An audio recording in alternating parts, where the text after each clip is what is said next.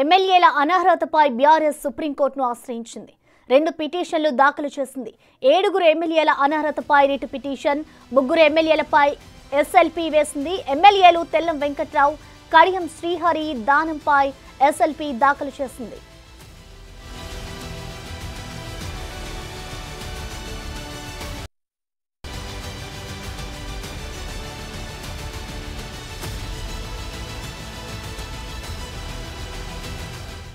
ఎమ్మెల్యేల అనర్హతపై బీఆర్ఎస్ సుప్రీంకోర్టును ఆశ్రయించింది. 2 పిటిషన్లు దాఖలు చేసింది.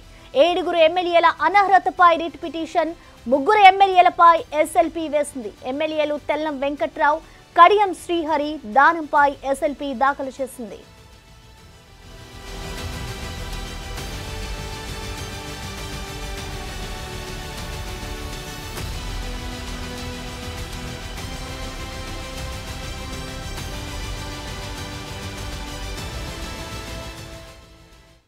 ఇక దీనికి సంబంధించిన పూర్తి అప్డేట్స్ ని మా అసోసియేట్ ఇన్పుటేటర్ నగేష్ అందిస్తారు. నగేష్, ఎమ్మెల్యేల అనర్హతపై మళ్లీ సుప్రీంకోర్టులో బీఆర్ఎస్ మాజీ మంత్రి హరీష్ రావు 2 పిటిషన్లు దాఖలు చేశారు. 7 ఎమ్మెల్యేలపై రిట్ పిటిషన్ దాఖలు చేశారు. 3 ఎమ్మెల్యేలు దానం నాగేంద్ర, తెల్ల వెంకట్రావు పై వీళ్ళపైన ఎస్ఎల్పీ వేసింది బీఆర్ఎస్ గవర్నమెంట్. ఎమ్మెల్యేల అనర్హత అంటే స్పీకరు, సెక్రటరీలపై చర్యలు తీసుకునేలా టైం ఫిక్స్ చేయాలా సుప్రీంకోర్టు ఆదేశించాలని చెప్పి పిటిషన్లు పేర్కొన్నారు. ఆల్రెడీ హైకోర్టులో దీనికి సంబంధించి పూర్తి విచారణ జరిగింది. సుప్రీం అంటే స్పీకరే సుప్రీం పవర్ అని చెప్పి ఇక్కడ డిసైడ్ చేసిన పరిస్థితి హైకోర్టు. స్పీకర్ చర్యలు తీసుకోవాలి, స్పీకర్ కోర్టునే మంత్రి పడేస్తుంది. కానీ మళ్ళీ కూడా మాజీ మంత్రి హరీష్ రావు సేమ్ అంటే వీళ్ళపైన అనర్హత వేటు వేయాలని కోరుతూ స్పెషల్ పిటిషన్, రిట్ పిటిషన్ 2 దాఖలు చేశారు. దీనికి సంబంధించి కూడా విచారణ అంటే ఇప్పుడైతే అడ్మిట్ కాలేదు, కేసు అడ్మిట్ అయిన తర్వాత విచారణ జరిగే అవకాశం కనిపిస్తుంది. మరి ఈ వారం కాకుండా నెక్స్ట్ వీక్ లో దీనికి సంబంధించి విచారణ సాగే అవకాశం ఉంది. దీనిపైన గవర్నమెంట్ కూడా మళ్ళీ అంటే స్పీకర్ తరఫున వాళ్ళ కార్యదర్శి నరసింహరావు కూడా మళ్ళీ పిటిషన్ వేసే అవకాశం కనిపిస్తుంది. ఆల్రెడీ హైకోర్టులో ఈ పిటిషన్ కొట్టివేయబడింది. స్పీకర్ నే చర్యలు తీసుకోవాలని చెప్పి స్పీకర్ కోర్టులో ఆల్రెడీ ఈ వ్యవహారం ఉంది కాబట్టి మళ్ళీ ఈ పిటిషన్ చెల్లదని చెప్పి వీళ్ళు కూడా చెప్పే అవకాశం కనిపిస్తుంది. ప్రస్తుతం అయితే 2 రిట్ను స్పెషల్ పిటిషన్ అయితే దాఖలైన పరిస్థితి. మరి వాటిపైన బీఆర్ఎస్ నుంచి మాజీ మంత్రి హరీష్ రావు వాళ్ళు ఆల్రెడీ వాళ్ళకి సుందరం అనే లాయర్ వాళ్ళకి అడ్వకేట్ గా ఉన్నారు. మరి తన్ను పెడతారా ఇంకా దవేని పెడతారా తెలియదు. వాళ్ళు మరి వాదనలు వినిపించి తదుపరి వాళ్ళు ఈ కేసుకు సంబంధించి ఖచ్చితంగా అనర్హత వేటు 7 పైన వేయాలని చెప్పి వాళ్ళు ఆల్రెడీ 2 పిటిషన్లలో స్పెషల్ పిటిషన్లో రిట్ పిటిషన్లో పేర్కొన్నారు కాబట్టి వాటికి సంబంధించి స్పీకర్ పైన స్పీకర్ ఆదేశాలు ఇచ్చే విధంగా చర్యలు తీసుకోవాలని వారు కోరే అవకాశం ఉంది. Right Nagesh, thank you.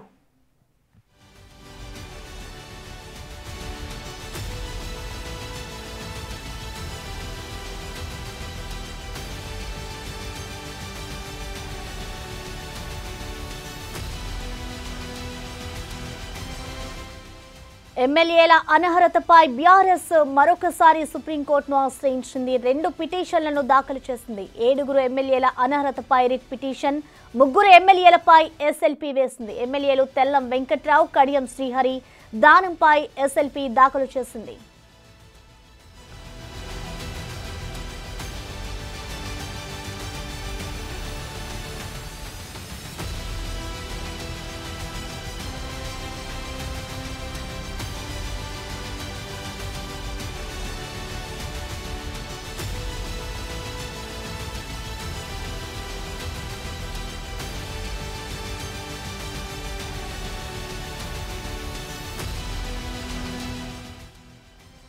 ఎమ్మెల్యేల అనర్హతపై ఇటు బీఆర్ఎస్ అయితే సుప్రీంకోర్టును మరోసారి ఆశ్రయించింది. 2 పిటిషన్లను దాఖలు చేసింది. 7 ఎమ్మెల్యేల అనర్హతపై రిట్ పిటిషన్, 3 ఎమ్మెల్యేలపై ఎస్ఎల్పీ వేసింది. ఎమ్మెల్యేలు తెల్లం వెంకట్రావు, కడియం శ్రీహరి దానంపై ఎస్ఎల్పీ దాఖలు చేసింది బీఆర్ఎస్.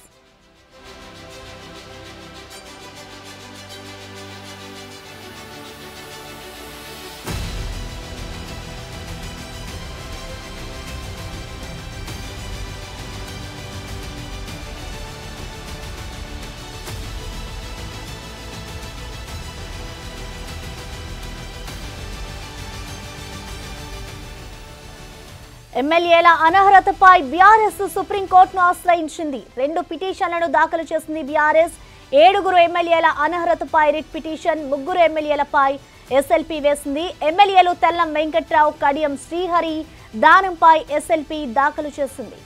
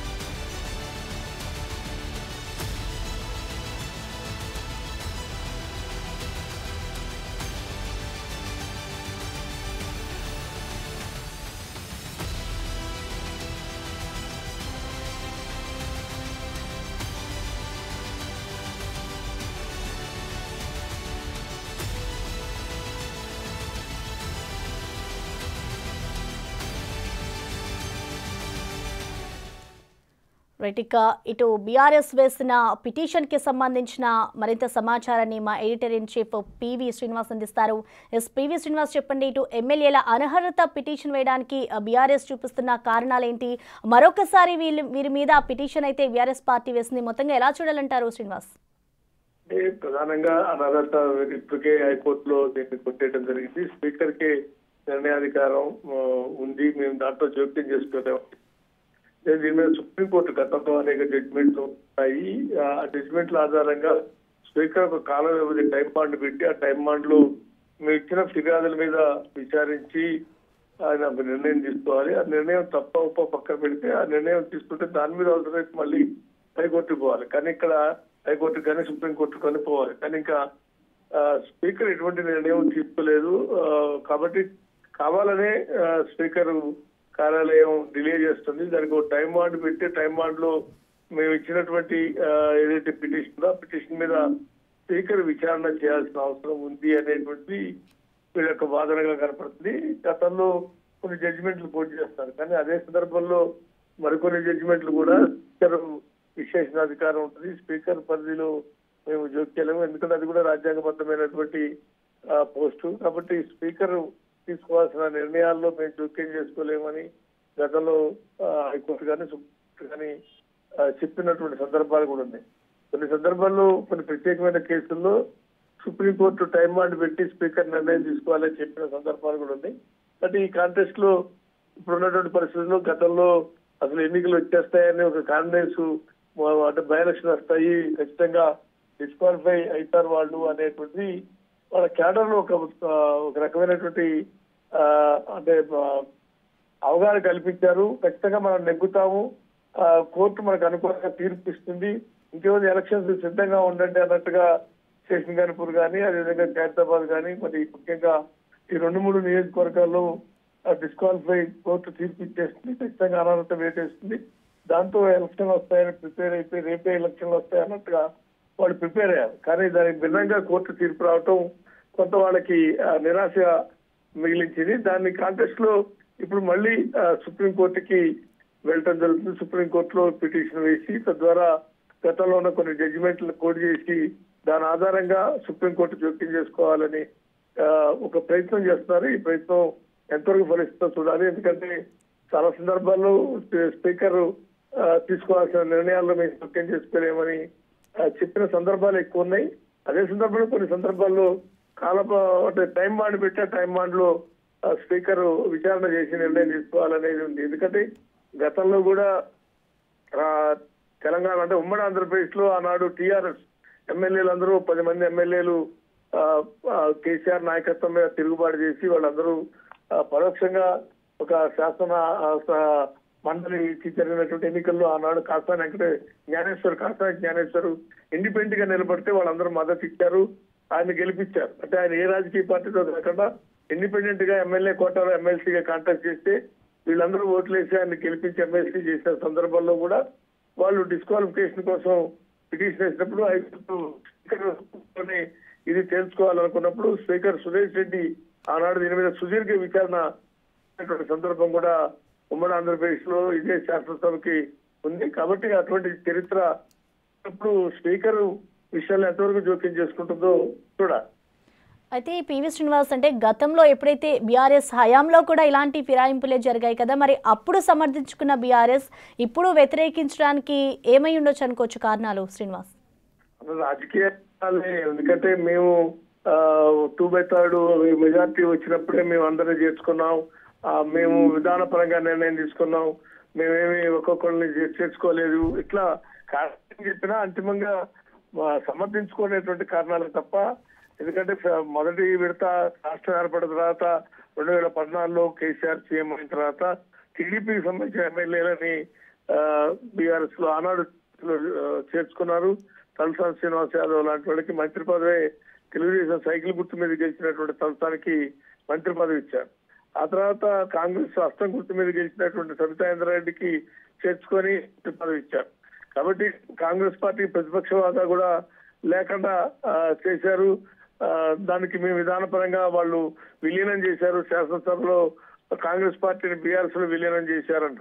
బీఆర్ఎస్ లో విలీనం చేశారన్న వాదనకి లేదు, ఎందుకంటే ఆల్రెడీ ఇంకా 6 ఉన్నారు. విలీనం అంటే మొత్తం శాసనసభ్యులందరూ కలిసి మూకుమ్మడిగా తమ బీఆర్ఎస్ లో విలీనం చేయిస్తున్నాడు. కానీ అక్కడ కొంతమంది విలీనం అయ్యారు తప్ప ఇంకా అప్పటికి బట్టి ఇతర 6 శాసనసభ్యులు మిగిలిపోయి ఉన్నారు. కాబట్టి ఆర్గ్యుమెంట్ ఎవరేం సమర్థించుకున్నా, రాజకీయంగా తమ ఆర్గ్యుమెంట్ సమర్థించుకున్నా, ఆనాడు కూడా దీని మీద విమర్శలు వచ్చినాయి. ఎందుకంటే 88 మంది శాసనసభ్యులు గెలిచి 2 ఇండిపెండెంట్లు గెలిచారు. అది కూడా బీఆర్ఎస్ సంబంధించిన ఇండిపెండెంట్లు, వైరా గాని రామగుండం గాని.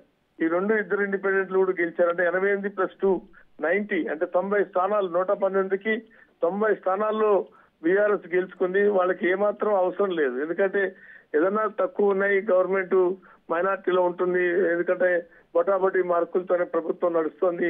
65, 64తోనే ఉంది. కాబట్టి ఎప్పుడన్నా ఏదన్నా తేడా వస్తే సేఫ్ గా ఉండాలంటారు, చేర్చుకున్నారు. అంటే మొదటి విడత పబ్లిక్ అది యాక్సెప్ట్ చేశారు. ఎందుకంటే మొదటి విడత 64 గెలుచుకున్నారు. దాని తర్వాత తెలుగుదేశం వాళ్ళందరినీ చేర్చుకున్నారు. కాబట్టి కొంతవరకు అది సమర్థనీయం. అంటే అది కూడా తప్పే. పార్టీ ఫిరాయింపులు ప్రోత్సహించడం అనేది అది చట్టపరంగా తప్పు అనేటువంటిది ఉన్నా సరే, ప్రభుత్వం కొట్లాడి తెలంగాణ రాష్ట్రంలో ప్రభుత్వం మళ్ళీ పడిపోతుందేమో, పోరాడి సాధించే బీఆర్ఎస్ పార్టీ మెజార్టీ లేదు కదా అనే దాని నుంచి సమర్థించుకునే ప్రయత్నం చేసిన 2018లో 88+2 అంటే 90 స్థానాల్లో గెలిచి కూడా కాంగ్రెస్ పార్టీ ప్రతిపక్ష హోదా లేకుండా చేసి ఎంఐఎంకి ప్రతిపక్ష హోదా వచ్చినట్టుగా ప్రయత్నం చేయటం అనే దాని మీద ఆనాడు కూడా వాళ్ళు ఎంత సమర్థించుకున్నా ప్రజల్లో కానీ ఇతర రాజకీయ వర్గాల్లో కానీ తీవ్ర వ్యతిరేకత వ్యక్తమైంది. ఇవాళ మళ్ళీ కాంగ్రెస్ ఆ పనిచేస్తే ఆ పార్టీ ఫిరాయింపులు ప్రోత్సహిస్తుందని విమర్శిస్తున్న మొన్న కౌశిక్ రెడ్డి ఎపిసోడ్ కూడా చూసాం. కరీంనగర్ జిల్లా అభివృద్ధి సమావేశంలో ఆయన వివరించిన తీరు, దాని మీద జరిగినటువంటి ఇది. అంటే సంజయ్ ఎవరైతే జగిత్యాల ఎమ్మెల్యే, ఆయన కాంగ్రెస్ లో చేరాడు. కాంగ్రెస్ లో చేరిన దాని మీద ఆయన సమావేశంలో మీదకెళ్లి కొట్టబోయినంత పనిచేసినటువంటి దృశ్యాలు కూడా మనం చూసాం. కాబట్టి ఈ మొత్తం ఎపిసోడ్ లో బీఆర్సీ ఏం చెప్పుకున్నా, ఎంత సమర్థించుకున్నా, పార్టీ ఫిరాయింపులు అనేది నువ్వు నేర్పిన విద్య నీరజాక్షలాగా 14లో కానీ 18లో కానీ బీఆర్ఎస్ఏ ఆనాడు తెలుగుదేశంలో ఎమ్మెల్యేలని, తర్వాత కాంగ్రెస్ ఎమ్మెల్యేలని చేర్చుకుని పార్టీ ఫిరాయింపులను ప్రోత్సహించింది. కొత్త సంస్కృతికి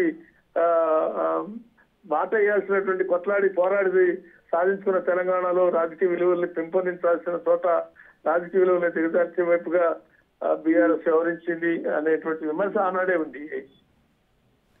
అయితే శ్రీనివాస్, ఇటు బీఆర్ఎస్ ఏదైతే ఫిరాయింపులు చేస్తుందో దీనికి సంబంధించి ఇటు కాంగ్రెస్ కూడా విమర్శిస్తోంది. బీఆర్ఎస్ 2 నాలుకల ధోరణితో ఉంది అంటూ కూడా ఇటు కాంగ్రెస్ విమర్శిస్తుంది. సో మొత్తంగా వాళ్ళ విమర్శల్ని మనం ఎలా చూడాలంటారు? ఎవరైనా పార్టీ ఫిరాయింపులు ఎవరికి వాళ్ళు రాజకీయ పునరేకీకరణ అనేటువంటిది ఒక టైటిల్ ఇచ్చి రాజకీయ పునరేకీకరణలో భాగంగా జరుగుతుందన్నా, లేదు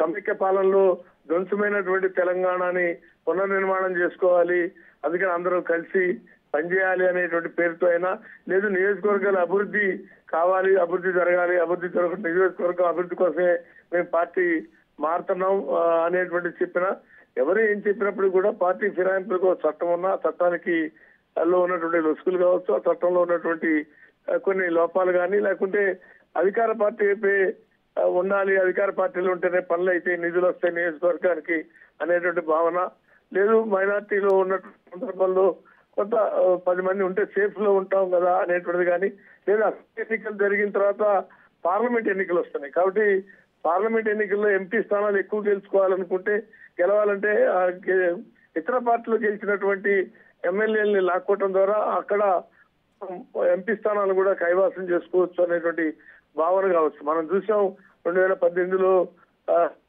ఆనాడు బీఆర్ఎస్ అధికారంలోకి వచ్చాక ఖమ్మం లాంటి చోట్ల ఒకటే ఒక అజయ్ మాత్రమే వాడు అజయ్ మాత్రమే గెలిచాడు, మిగిలినవన్నీ కాంగ్రెస్ గెలిచింది. ఆ కాంటెస్ట్ లో అక్కడ ఎంపీ స్థానం గెలవాలంటే కాంగ్రెస్ గెలిచిన ఎమ్మెల్యేలందరినీ బీఆర్ఎస్ లో చేర్చుకుంటే తప్ప మనం అక్కడ ఖమ్మం ఎంపీ స్థానాన్ని కైవాసం చేసుకోలేమనే ఉద్దేశంతో చేర్చుకున్నారనేటువంటి విమర్శలు ఉన్నాయి. అట్లా ఇవి కాంగ్రెస్ అయినా బీఆర్ఎస్ అయినా ఇంకెవరైనా ఆ రకమైనటువంటి రాజకీయాల్లో అంతిమంగా గెలుపోవటములు లేకుంటే సేఫ్ లో ఉండాలి, ఇలాంటి మెజార్టీ శాసనసభ్యులు ఉండాలి అనేటువంటి భావన నుంచి ఎవరైనా అంతిమంగా రాజకీయాల్లో ఇవాళ బీఆర్ఎస్ పార్టీ ఫిరాయింపులు వ్యతిరేకిస్తున్నా లేదా ఇవాళ కాంగ్రెస్ బీఆర్ఎస్ ఎమ్మెల్యేలు చేర్చుకున్నా అంతిమంగా జరుగుతున్నటువంటిది పార్టీ ఫిరాయింపుల విషయంలో అందరూ ఒకటే అనేటువంటిది అర్థమవుతుంది. అయితే శ్రీనివాస్, గతంలో కూడా పార్టీల నుంచి ఫిరాయింపులు జరిగాయి, మరి అప్పుడు సుప్రీంకోర్టు ఎలాంటి తీర్పులు ఇచ్చింది? సుప్రీంకోర్టు కొన్ని సందర్భాల్లో స్పీకర్ నిర్ణయం అనేటువంటి లేదు కొన్ని చోట్ల తీసుకోవాలి త్వరితగతిగా దీన్ని పూర్తి చేయాలని మన ఇటీవల కాలంలో మహారాష్ట్ర కానీ వాటిలో కేసులు కర్ణాటకలో కానీ వాటిలో జరిగినటువంటి పార్టీ ఫిరాయింపులకు సంబంధించింది కాంగ్రెస్ శాసనసభ్యులు మెజార్టీ శాసనసభ్యులు లేదు శివసేన వాళ్ళు పార్టీ చీలిపోవటం కానీ ఎన్సీపీ చీలిపోయినటువంటి సందర్భంగానే మనం చూసాం. ఆ సందర్భంగా కోర్టులకు వెళ్ళినా కోర్టులు పెద్దగా దీని మీద ఎక్కువ జోక్యం చేసుకోలేదు. కాకపోతే ఒక కామెంట్ చేసి వదిలేసింది. స్పీకర్ నిర్ణయం తీసుకోవాలని చెప్పిన సందర్భాలు ఎక్కువ ఉన్నాయి. కోర్టులు వీళ్ళని డిస్క్వాలిఫై చేయండి తీసుకున్నటువంటి నిర్ణయాలు చాలా రేర్ సంఘటనలు మాత్రమే కనపడుతున్నాయి. స్పీకర్ నిర్ణయం తీసుకోవాలని స్పీకర్ కి సూచించడం లాంటివి మాత్రమే చేసిన సందర్భాలు ఎక్కువ కనపడుతుంది. Right, thank you PV Srinivas.